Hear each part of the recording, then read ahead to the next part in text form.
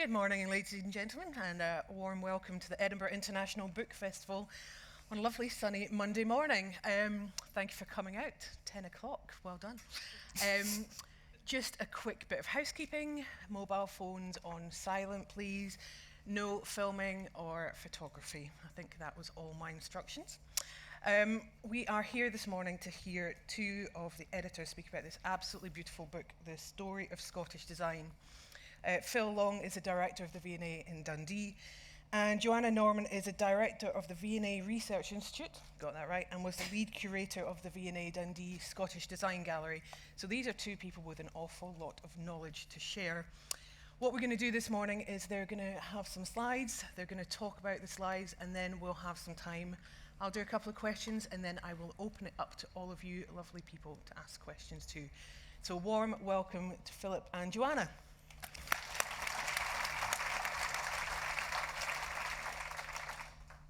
Philip, are you going to start us off by telling us, I should say that for me, this is quite a personal one. I'm from Dundee, I'm Anna Day, and I have seen this beautiful building go from a seed of an idea over 10 years ago now to where we are now, which is really the jewel in Dundee sort of whole offer.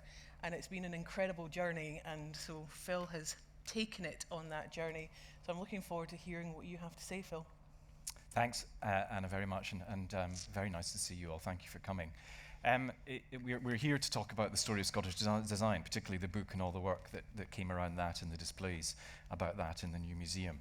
But I think it is important, if people don't mind, to set a bit of context for that, to talk a little bit about V&A Dundee, because without the initiative of V&A Dundee, these Scottish design galleries and this book would not have happened.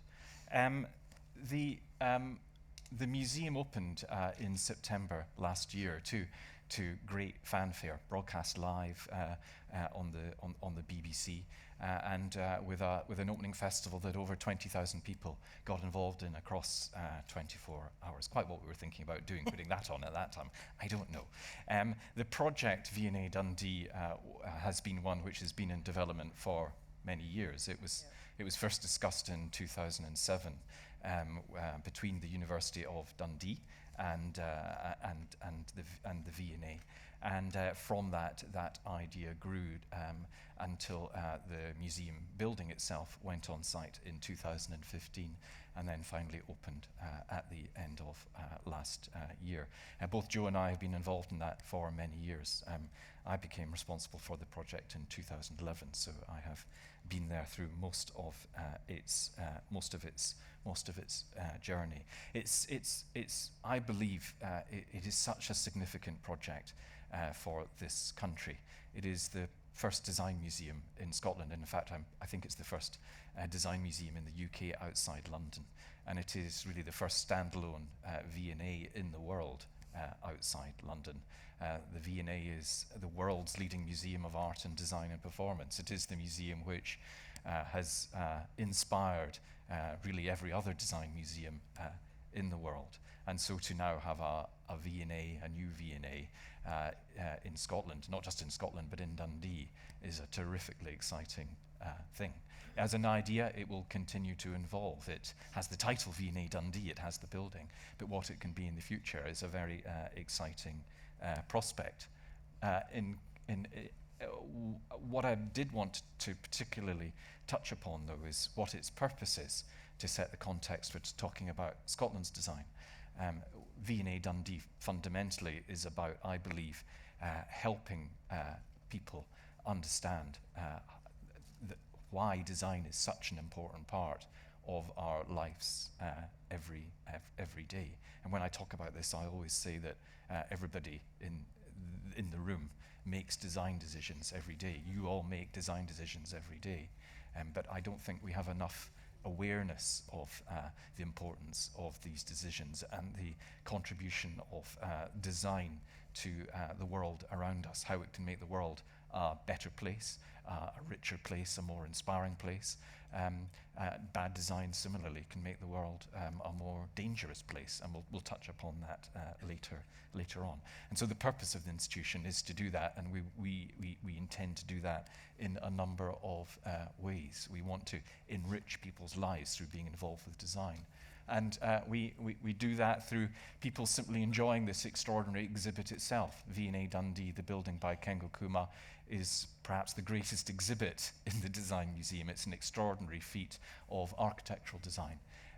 We also look at design from around the world and from across periods with a changing exhibition program which opened with an exhibition, Ocean Liners, looking at the design and style of the great ocean-going vessels, particularly from the first part of the 20th century. And we have a program of activities to enable people to very much get hands-on with design, because we want to make sure that the museum provides opportunities for people to get involved in creative design, and I hope learn about the importance of design through that. But really what we want to concentrate on today is to talk about Scotland's design and Scotland's history of design in the context of V&A Dundee. And when we set about developing the project in detail, it seemed absolutely vital that Scotland's design had a core part. The V&A, after all, is an institution which really since its inception has promoted the importance of British design. And we felt in doing a V&A in Scotland, it was going to be a fantastic opportunity to look at Scotland's extraordinary design history. And it's still remarkable to me that the display at V&A Dundee on Scotland's design is the first ever permanent display in a museum anywhere dedicated to Scotland's design. We have wonderful displays about design in Scotland in places like national museums or in Aberdeen or Glasgow, but they look at it in different ways, not in a way that is dedicated to looking at Scotland's design and the international role that it has played. So I believe that this display provides, if you like, an entitlement that we should all have, which is to be able to understand better Scotland's design, but also especially that we do it in such a way that it inspires new design creativity. Thank you, Phil, and thank you all from me as well for coming this morning. Passing from the galleries to the book, I suppose it was during the process of putting these galleries together, which I joined the project in 2014, taking over from another curator at the V&A who had started the work. And she had started a process of really looking into the V&A's collections to see what objects we hold that could be exhibited in these new galleries of Scottish design. And she did a kind of initial audit which identified about 12,000 pieces within the V&A's collection. And what was very interesting was that they were split across the collections, and there were certain areas of particular strength and certain areas of particular weakness, some of which mapped onto particular strengths in Scotland's design history more broadly. But she also started a process, which I then continued, of talking to our colleagues in other institutions and collections, particularly in Scotland, but not only in Scotland, to understand and really think about how the V&A's collections then connected up with the much broader and deeper heritage of Scotland's design that exists dispersed across all of those different institutions. And so what we have ended up with in the galleries in Dundee are broadly drawn from the V&A's collections. About 2/3 of the objects come from there, and about 1/3 come from other collections. And Phil and I felt that that was very important because although while this is a V&A and it's important that the core of the collection should come from there, it's also really important, we think, to be signalling that this is only a starting point, really, for exploring the very, very rich history of Scotland's design that exists across the country. And in the book, I think, when we started talking about how we might put it together, we were starting from a very similar perspective. So we were both aware, having done a lot of research, that there wasn't a single book, just as there wasn't a single gallery, that was dedicated to Scotland's design history. There are lots and lots of books of Scottish history, many of which include aspects of design. And there are many books, some of them exhibition catalogues, some of them academic books, some of them general books, which touch on aspects of Scottish design. They might be to do with textiles, for example, or they might be to do with particular aspects of architecture. But there's no one publication, or there wasn't a single publication that brought all of that together. And so that was what we were trying to do with this book, not in a kind of comprehensive way, but because that would be impossible and it would be a considerable amount longer than it actually is, but to give a kind of overview rooted in objects that would, again, serve as a kind of starting point for future research and for many, many aspects of future inquiry. And so the way that we constructed it was essentially as a series of thematic essays that are arranged pretty much in a chronological order. And they are extremely eclectic because they cover the full range of design disciplines, from architecture to furniture to product design to textiles and fashion to video games. So it's very, very broad, deliberately so. And it goes through a period of about 500 to 600 years. And we did have quite a lot of discussions about where the starting point should be. And we started in about the 15th century because that was the date of the first object that we have put into the galleries, the earliest Scottish object that is in the V&A's collection, in fact. And we'll talk through very briefly some of the themes that we cover in the book. But I just wanted to mention that I think in bringing them all together, this very diverse selection of themes that are illustrated with generally with objects from the galleries, there were certain themes overarching themes that came out as we were writing. And one of those is to do with, on the one hand, a history that is very, very local and a history that is very global. And so you find that there are themes within the book that touch on things like vernacular traditions, and I'm showing you here the Orkney Chair, which developed in Orkney using oat straw because of the lack of wood on the island, but then actually in the 19th century became something of a design classic that was highly sought after in certain parts of the world. And Paisley, of course, became very famous as the producer of very finely woven scarves and shawls. So a very, very localized centre of production, but producing shawls that were inspired by shawls that had originally come in from Kashmir and then produced to such a high quality in Paisley that they were exported around the world. And it's a story of global connections that shift according to different alliances, emigration, different aspects of trade at different times. And this image in the middle that I'm showing you is of the first cast iron bridge in St. Petersburg, which was designed and built by the Scot William Hastie. So the local and global was one of the themes. And then a second theme that I think comes up very strongly is to do with innovation and entrepreneurship. And here you can see two examples of innovation. Linoleum, which was the speciality of Kirkcaldy. And this poster shows not only the linoleum factories in Kirkcaldy, but also the medals that were won at different international exhibitions during the 19th century by Kirkcaldy linoleum. Incredibly sustainable, durable, very ecological, in fact, and linoleum was incredibly adaptable to all sorts of different contexts, and again, was exported around the world.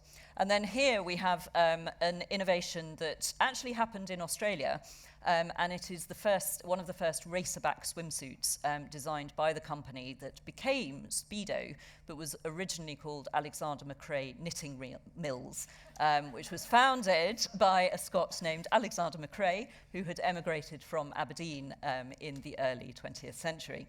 Absolutely scandalous in its design for the amount of flesh that it showed. And then I think the last of these three overarching themes that I would just touch on is around, it goes back to what Phil was saying about enriching lives through design. And this is design as a way of problem solving, or design as a way of responding to a particular need, or improving our lives. And here you have the Hunter Wellies, which are now, a piece of fashionable clothing, but originally were developed by the North British Rubber Company, and were issued to soldiers in the First World War, and protected them against trench foot. So a very, very practical origin to that piece of clothing. And then one example of contemporary architecture on the Isle of Skye. There are a number of designers, architects who are working to develop new forms both of urban and rural housing that, as you can see here, respond particularly to the landscape. So they are aiming to be low cost, very energy efficient, and also to blend in visually with the landscape. So those were the three kind of overarching themes that we found emerging both in the galleries and the book. And we worked as the co-editors, but with a range of authors, some of whom are from the V&A in London or the V&A in Dundee, others of whom are experts, either independent or from universities, and some who are curators of the other collections that we were working with. So we wanted to bring all of those different aspects of expertise together. So very briefly, just to touch on a few of the themes, I mentioned trade and migration, and one of the earliest essays in the book is about Scotland and France, and the connections that existed, particularly in the sort of 15th and 16th centuries. On the top, you can see an opening from a book of hours. This is the earliest object, which I mentioned earlier. It was actually made in Rouen in France, which was a major centre for the production of illuminated manuscripts. But we know that it was made for a Scottish patron because it has Scottish saints' names and dates in the calendar that is part of it. And this we have included because it's one of the ways in which ideas of design, different and craftsmen indeed, were coming into Scotland from France in the 15th century. And then Falkland Palace, a few decades later, was commissioned by James IV and James V to turn it from a hunting lodge into an elegant Renaissance palace, and at least two of the master masons who worked on it were French. So you have this, even from the 15th century, you have this sort of influx of different ideas that are not just being transplanted, but are being adapted and adopted and combined with lots of different influences, also coming from other parts of Europe. Then in the 18th century, we focus on Robert Adam, one of the most important architects and designers of the 18th century, and one who really developed a very individual style that is pretty instantly recognizable. And what I'm showing you here is it's an architectural model of a room that Adam designed. It was called the Glass Drawing Room, and he designed it for the Duke and Duchess of Northumberland in their London residence. It's lined with mirrors and with glass panels. It was unbelievably lavish. And the room no longer survives because Northumberland House was demolished in the late 19th century to make way for urban developments in London. But the panelling of this room was extracted, and it came into the V&A in the mid-20th century. So if you go to the V&A in London, you'll find that there's a wall of this room, and if you go to the V&A in Dundee, you will find that there is a different wall of this room. So this was both a great conservation project, but also something that is now sort of across the different V&A sites. And the balcony front I'm showing you is just because the Adam family worked very closely with the Karen Ironworks in Falkirk, hugely successful iron business in the 18th century for a number of reasons. One, because of the availability of natural resources. Two, because of its proximity both to the east and west coasts in order to get its products out. Three, because of its adoption of the latest technology in how to produce cast iron. And four, because of its collaboration with the Adam brothers and other designers to produce extremely fashionable pieces of ironwork. And indeed, walking around Edinburgh, this balcony front you will see all over the place, and not just in Edinburgh. Phil. Yeah, you're Thank fine. you, Anna. I shall carry on. Jo mentioned in particular that one of the themes that came out most strongly was Scotland and the world. And it's often said, it's said very, very regularly that Scotland's greatest export has been its people. And that became very clear to us as we looked at Scotland's design history. Scotland has made an extraordinary creative contribution around the world, and that is documented throughout the book.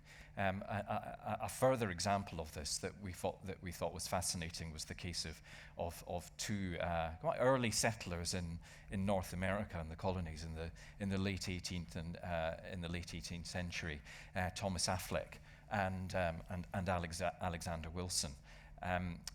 Both Scots who settled in what was to become the United States.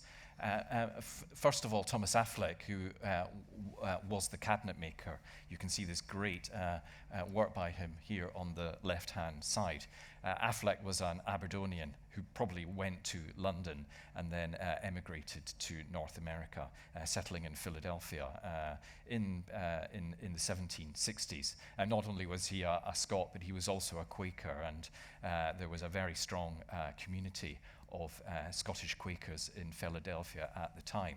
And his ability as a cabinet maker, very much influenced by the style of Chippendale, was taken up amongst wealthy Scots in Philadelphia in the late 18th century, and he became very, very successful and considered of quite high status as part of that community at that time. He got into some difficulties in that he as a Quaker, he wouldn't take a position on the late 18th century relationship between North America and Britain, and he ended up being exiled from Philadelphia for a period, and then came back and was very successful throughout his career. And he still is one of the most collected of cabinet makers in the United States to this day, and so much so that there is no work by him in a UK public collection. And so the reputation of this Aberdonian-born cabinet maker still remains pretty unknown in the country from where he was from. And so to illustrate his work, neither could we use something from the V&A's collections. There is nothing by him in the collection. So this cabinet, which is in the galleries in Dundee, is borrowed from Philadelphia, and they very generously lent it to the museum for a number of years. And we're really pleased about that, because it is the first time really that people in Scotland can understand something about this emigre from Scotland and their success internationally. Now, on the right-hand side, someone just a little younger than Affleck, Alexander Wilson. He began his career as a weaver in Paisley, and it's extraordinary. Often Paisley comes up in this story. He also had aspirations as a poet, and he wrote critically of some of the mill owners in Paisley in the late 18th century, and he found himself in all sorts of hot water and left Scotland and moved to North America, where he began to develop his other interest in ornithology, and in particular in his wonderful ability as a designer, as an illustrator. And he, over the next few years, in the beginning of the 19th century, he developed what in the end was a 9-volume series of the birds of North America, and he's known as the father of American ornithology, and has made, like Affleck, a remarkable contribution to culture in the New World. Now, that's the wrong button. And to move on, now really jumping to the arts and crafts period, in the period around 1900, which the book covers quite a lot through a number of essays. It's an incredibly rich period in British art and design, and no less so particularly in Scotland, where one of the particular interests within the arts and crafts. I think that, if you like, breaking down of disciplines between, let's say, the fine arts or between applied art and design, the beginnings really of the flourishing of the art colleges of design across Scotland, and particularly Glasgow School of Art under the direction of Francis Newbery, who insisted that students at the art school in Glasgow took different subjects across a whole range of applications, led to an extraordinarily flourishing, and with the circumstances to support that, particularly in Glasgow, because of the wealth of the city and the patronage that was able to be provided. So much in the book on this, but I wanted to pick out a couple of examples. First of all, by Phoebe Trequair, and it's always nice to talk about Phoebe Trequair in Edinburgh. Irish-born, but came to Edinburgh and was very much a very important part of the artistic community in Edinburgh in the years around about 1900. She's distinguished by her very large-scale works, by her murals, in particular for visitors to Edinburgh that may never have seen this. The church at the bottom of Broughton Street in Edinburgh, along at the other end of George Street, has the most extraordinary cycle of murals by her. But she also became well known for these much more intricate, precious objects, like this wonderful little silver casket, which is in the collection of the V&A and is now on show in Dundee. And in fact, it was bequeathed to the V&A by Phoebe Trequair. So it's very special to be able to show that. And then alongside that, Robert Lorimer, who I think, like quite a lot of architects from that period, does tend to be overshadowed by the global reputation of Mackintosh. But Lorimer is, to my mind, was a wonderful architect in the years around about 1900, with an absolute passion for the traditions of medieval architecture and Romanticism in Scotland. And this drawing is one of my favourite things in the Scottish design galleries. Not from the V&A collection, in fact, from the diploma collection of the Royal Scottish Academy in Edinburgh, and it shows Earl's Hall Castle, but it's in Fife, but especially it shows its gardens. Now, Earl's Hall was really a ruined estate for much of the 19th century, and then was bought by a bleach merchant from Perth, and it commissioned Lorimer, really as quite a young architect, to restore the medieval castle. And now, if you are ever able to visit it, it's in private hands, but it is occasionally open. It's hard to see where the medieval work and Lorimer's work starts and finishes. There's a wonderful sensitivity from Lorimer to the restoration of the castle. But what is especially important are its very, very beautiful gardens, and of the gardens at Earl's Hall, which I rather think sums up some of the ethos of the arts and crafts movement.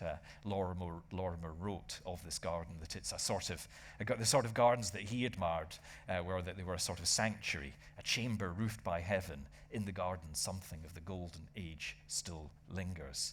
I think a wonderful quote by him. Now, talking about V&A Dundee and the Scottish Design Galleries is impossible without talking about Mackintosh and the major Mackintosh project that is in the museum. Joe touched upon the Adam restoration project of another section of the Northumberland glass drawing room, which is wonderful to have in the museum. And I think one of the things about big projects like V&A Dundee is that it does help you to set your cap at really ambitious projects that might otherwise be quite difficult to achieve. And so when it came to Mackintosh, one of the things that we wanted especially to do was to show Mackintosh with a scale that his global reputation deserves. And we were aware that Glasgow Museums still has in its collection a number of rooms by Mackintosh, which were taken apart in the early 1970s when the Ingram Street tea rooms by Mackintosh from Miss Cranston had to be taken out of the building in Ingram Street at quite short notice and taken into storage. And so the principal room from the Ingram Street tea rooms, the Oak Room, was removed in 1970, 1971 and went into storage, where in the main it sat for many, many years. And we approached Glasgow Museums, who very generously said that we could borrow this work, and together we embarked on this very, very ambitious project to conserve and restore this original room by Mackintosh, which you can see has now transferred from this disassembled state of some 1,000 pieces into a fully conserved room by Mackintosh, now on show, and there for people to see, really for the first time for almost 50 years, and for much longer than that, from a state when it really reflected Mackintosh's original intentions. And I particularly love this room in the museum because it also speaks of another relationship between Scotland and the rest of the world. And Mackintosh in his design, of course, was so influenced by Japanese design. That is clear in his aesthetic approach. And also the function of this room is as a tea room. And Kengo Kuma, our architect for the building V&A Dundee, came as a young architect to Scotland and visited the art school and the Hill House, and was very influenced by Mackintosh's interest in natural materials and how you push those and use organic materials and use them to give structure to architecture. So I love the way now that this room that is influenced by Japanese design in the late 19th century sits in a building by a great Japanese master of design now. And it's to me, that makes this connection between designers, not just across centuries, but across continents. And we also felt that it was important to look at where design didn't always work. And so there are 3 examples of this in the Scottish design galleries. And of course, an approach to design takes risks. Things may not always work. But of course, some of the examples where that hits most hard are in large-scale ambitious projects, like civil engineering and like buildings. And so 3 examples here. First of all, the Tay Bridge, the ill-fated Tay Bridge, there on the left-hand side. There was an ambition from the middle of the 19th century to construct a bridge across the Tay, one of the widest stretches of water in Scotland. And eventually, construction began to a design by a man called Thomas Bush in 1873, and finally it was opened in 1878, using quite pioneering design techniques that had been inspired, in fact, by some of the structural techniques in the Crystal Palace in London in the middle of the 19th century. Great fanfare. Bush was made a burgess of the city of Dundee. Queen Victoria crossed it on her way to Balmoral in 1879, but there were reports of concern about it, and really in its development as it was being constructed out into the Tay, the river conditions were much, much more difficult than had been understood, and changes were made to the design as it was being constructed. And tragically, as is famously known, at the end of December in 1879, the bridge collapsed, and whilst a train was crossing, and all 75 passengers and crew on it plunged to their deaths. Bush at the same time was designing the new Forth rail bridge, the Forth crossing, and ladies and gentlemen, you'll be pleased to hear that commission did not continue. and it is perhaps one of the reasons why that amazing structure across the Forth has such extraordinary engineering. It is over-engineered to make sure that I think that it didn't fail. And the first crossing was by the directors of the railway company. 2 others here, just briefly. First of all, the wonderful drawing below, which is by Basil Spence, who's, I think, one of the most important British architects of the 20th century. Spence had a stellar career, really came to attention, especially for when he won the commission to design the new Coventry Cathedral after it was lost in the bombing of the Second World War. He's a very special architect, I think, in that he cared so much about providing commissions for other artists and designers in his building. In the late 50s, he was working on designs along with other architects for the Gorbals area as the slums were cleared, and he designed this amazing sequence of apartments, the Hutchison Sea Towers, which first of all were a great success for their residents, but they eventually failed for a number of reasons, and they were demolished in 1993. And then finally, another great practice, Gillespie Kiddencoya, a drawing by them up at the top, showing St. Peter's Seminary and close to Helensburgh. Gillespie Kiddencoya became really the specialists in ecclesiastical architecture in the second part of the 20th century, and developed the most wonderful, modernist, stylish buildings. One of their great buildings, St. Peter's Ceremony, a college for the training of priests, which opened in the late 1960s and was a really courageous example of modernist design in a rather sylvan woodland setting. Eventually closed in 1980, and it has fallen into, rather tragically, into disrepair and at the moment seems to have no future certainly of restoration. Joe, back to you through this trot through hundreds Briefly. of years Yeah. of Scottish design. So you could- But at least some time for questions. Yes, absolutely. I will just touch on these two things briefly. But as you can see, we're coming up towards to the present day. And both Phil and I felt that was very important, both in the galleries and in the book, that it would be a celebration of contemporary Scottish design, as well as a reflection on the past. And that very much links to the purpose of the V&A from its foundation, which was to inspire contemporary designers, as well as to show design history. And one, again, going back to the mission that Phil described of enriching lives through design, we feature both in the book and in the galleries Maggie Centers, which are possibly the most important commissioner of contemporary architecture in the UK. It's a fantastic example of how architecture and design are very deliberately used to enrich lives and to improve lives.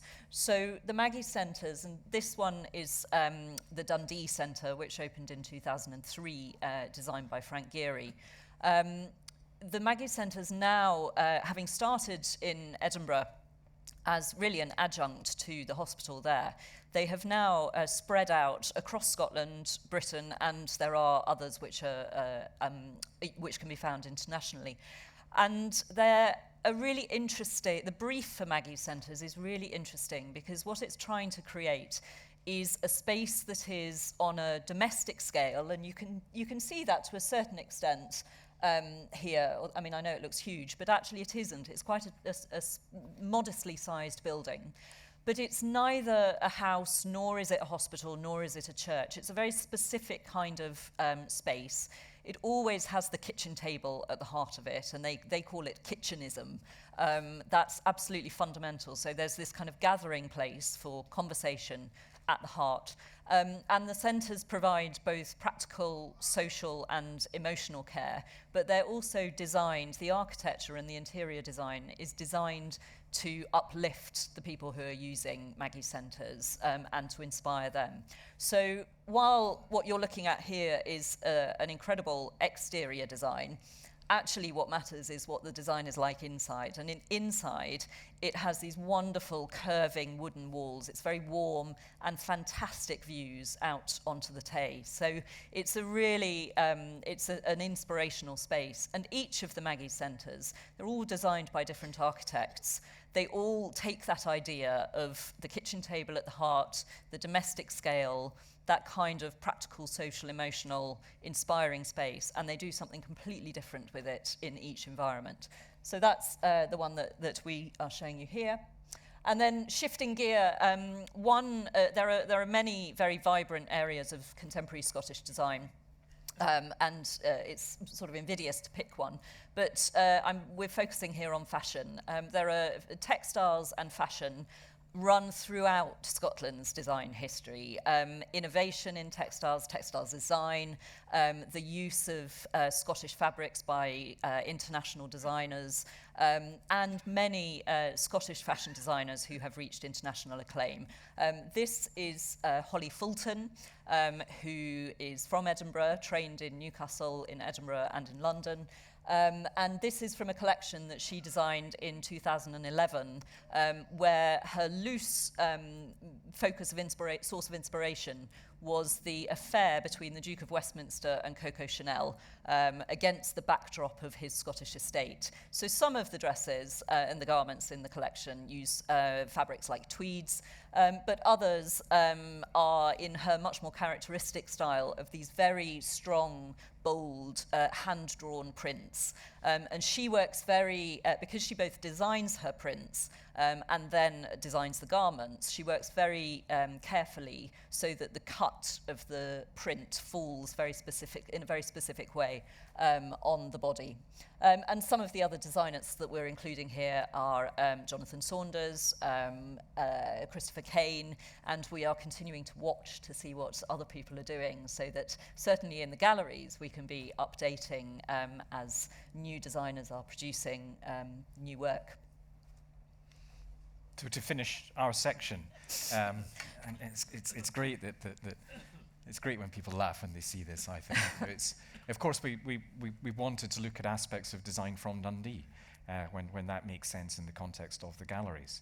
And so I wanted to finish off just speaking a little bit about graphic design, about graphic, comic design, and of course video game design, which is such an important part of Scotland's creative industries now. Comics are one of Scotland's, for many years, have been one of Scotland's major cultural exports, really. And Scotland's comic creators have been some of the world's most successful. The best-known comic producer in the UK and perhaps in the world over the years has been D.C. Thomson, still with its base in the city of Dundee. And it has really defined the look of British comics from the middle of the last century, whether it's Ur Willie or the Bruins or of course Dennis the Menace. And the comic designers with D.C. Thomson innovated throughout the development of comics, particularly in the 1950s and 60s, when you can see this 1960 design illustrates some of the really key features. The use of less text, the greater reliance on a sequence of images, action words, and of course humour. This is by Dennis Law, the designer from 1960. And I think it's fascinating because it's very close to pop art at the time, in the way that pop art artists like Lichtenstein were utilising words and bringing them in as part of the imagery in their works of art. And that D.C. Thomson run continued and continues. Everyone in the audience will have their favourites. Me, Commando, Judge Dredd, 2000 AD. I remember buying my first copy of that as a kid, and I wish I'd kept it. I'm sure it's worth a fortune now. But then more recently, comic design, comic book design continues with ever greater sophistication. Up on the right there is an image from the Kick-Ass graphic novel, which was initiated by Mark Millar, and he worked on that with a number of associates. So Kick-Ass, which of course is now famous through the film, the Marvel film, was inspired by the graphic novel initiated by Mark Millar, and takes this wonderful satirical and really quite dark view of the idea of the superhero. And then finally, on video game design. Video game design is very important in Scotland, and it's been something which has been especially important in Dundee since the mid-1980s. And it's been linked to the manufacture of Sir Clive Sinclair's Spectrum computer. Anyone remember that? In the city. And around that, groups of hobby programmers sprung up, and some of the early programming ideas that related to computer game design developed from that. And the games that have come out of Dundee over the years and out of Scotland over the years have become world famous and leading, whether Lemmings or Grand Theft Auto. They have made a world impact, and games continue to be a really important part of design in Scotland. They're becoming ever more sophisticated, and they're increasingly used to educate and to think about ideas and to explore all sorts of situations and environments. They have long moved beyond the idea of things that are games where it's just a matter of shooting up things. And this work here on the bottom right by Simon Meek, he is just one example, one of the most interesting examples, and the one I wanted to finish on in the context of the book festival, because his games are very rich experiences, and they often take inspiration from literary works, everything from Buchan's 39 Steps through to works by Beckett, to make games that look very deeply into human emotions and into dramatic themes. Now, Joe and I could talk for quite a long time about Scotland's design history, but we've probably done enough of that, Anna, so we might let you have a word again. Thank you very much. That was a fascinating jaunt through 500 years of design history. I'll ask a question and then start thinking, and I'll take some questions from the audience. I'm really interested in the process of curation, both of the book and the curation that you do in the design gallery and in the exhibitions that are coming. And I should say video games is still on at the V&A Dundee. I was not sure what to expect. I'm not a gamer. I don't play games, and it is fascinating, and I would encourage you all to go and take the social aspects and the narrative aspects out of it, because it's really interesting. But yeah, that idea of leaving things out as much as bringing things in is one that is fascinating. And I wonder, with the book, looking back at it now, when you're coming to do an event and you're looking at the book, are there things that you go, oh, we missed that? How did that process work? Did you fall out? Oh, I don't think so. No, but, oh yes, I mean, as a curator, I want to footnote everything. I want to say, this object is standing in for these 20 that we couldn't put in, or this essay actually could have included all of these different things.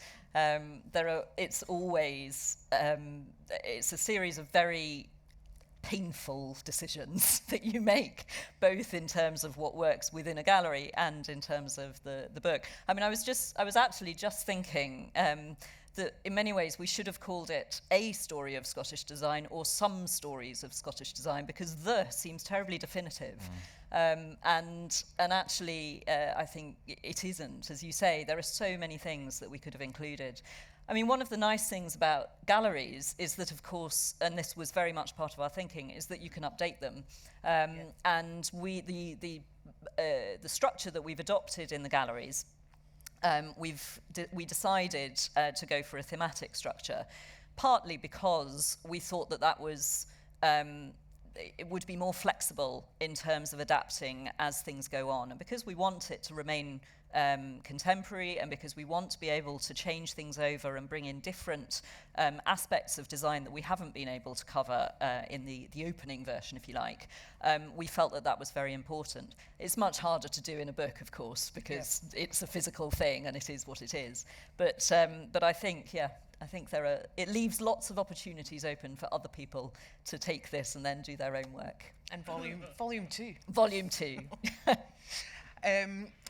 I'll see if there are questions from the audience. Oh, there's a lady here. If we just wait for the microphone, and then, so one down here and then the gentleman. And then thank you very much. We visited the museum last year and was absolutely bowled over by it. It's a splendid place and really, really exciting. And I was really interested to see the way you seem to have had some kind of outreach program. So there were lots of youngsters from around Scotland trying to use design principles to deal with different challenges, like ecologically, use of plastic. Could you say a little bit more about how that's going to go forward in the future? Well, thank you for mentioning that. Of course, in developing V&A Dundee, one of the great challenges with it was that, unlike many cultural projects which are going through redevelopment or are looking to find support to show more collections, V&A Dundee was just an idea. And so we needed to build as much interest and support about it beforehand. And of course, to find out what sort of demand and interest that there would be to help us formulate what the museum would be. One of the ways that we did that was to go out and develop projects like the sort of thing that you mentioned. I think one of the ones I'm most proud of was our Schools Design Challenge, where we worked with every senior school in Dundee and Angus and asked first-year pupils going into that new senior school environment to think about how using design processes they might develop ideas as teams that would make their schools more inspiring and safer places. And the ideas that they came up with were absolutely terrific. Two of my favourites were an app, the idea for an app that would support individual pupils if they were being bullied, and then another one which was a school desk which through pupils fidgeting at the school desk would harness that energy and power their digital devices. And those films, we made 10 films of those, and they're on our website if you dig into our website. We're doing that project again. We're launching that again in the autumn. We're doing it specifically this time in Perth and Kinross. We want to do more national work into the future. That will all depend on us continuing to attract support to the museum. V&A Dundee is a charity, and so we think we've got a very important national purpose, and we'll continue to argue for as much investment and support in the museum as we can to do that. Thank you very much. There's a gentleman here. Yep.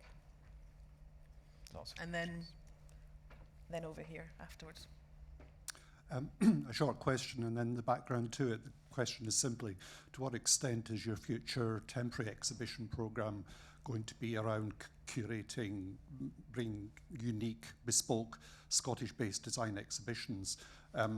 The background to the question is the sort of criticism which I've heard from many people, which I partly share, which is that the Scottish galleries feel rather cramped and pushed into a smaller part of the building, and the bigger space has been given over to particularly ocean liners, sort of, well, that's very nice, but that's the V&A able to bring up from London exhibitions from there and make some money out of them.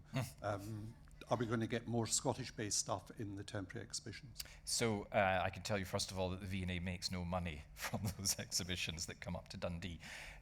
There's a long answer to this question, and I'll try and deal with it as quickly as possible. One of the founding principles of V&A Dundee was that it would be a place that would host major V&A exhibitions that happen in London, are extraordinary and then go off around the world, and are not generally, particularly the larger scale shows, seen elsewhere in the UK. So V&A Dundee was a response to that, to think about how the V&A would be able to share its collections, its expertise, its ambitions more widely. What we have done since then is that we are developing a program which is partly in response to that, because people very, very much want to see some of the great shows that London do. So I can tell you that our inbox was full of very excited messages when we announced that Mary Quant would be coming to the museum next year.